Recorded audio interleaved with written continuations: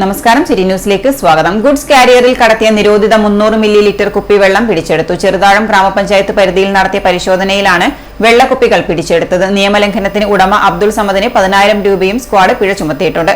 ജില്ലാ enforcement squad Cheruthazham ഗ്രാമപഞ്ചായത്ത് പരിധിയിൽ നടത്തിയ പരിശോധനയിലാണ് ഗുഡ്സ് കാരിയറിൽ കടത്തിക്കൊണ്ടുപോകാൻ ശ്രമിച്ച നിരോധിത 300 മില്ലി ലിറ്ററിന്റെ 35 കേസ് കുപ്പിവെള്ളം പിടിച്ചെടുത്തത്. സ്ക്വാഡ് മറ്റൊരു സ്ഥാപനത്തിൽ നടത്തിയ പരിശോധനാ വേളയിലാണ് ഗുഡ്സ് കാരിയറിൽ 300 മില്ലി ലിറ്റർ കുപ്പിവെള്ളം കൊണ്ടുപോകുന്നത് ശ്രദ്ധയിൽപ്പെട്ടത്. തുടർന്ന് വണ്ടിയെ പിന്തുടർന്ന് പിടികൂടുകയായിരുന്നു.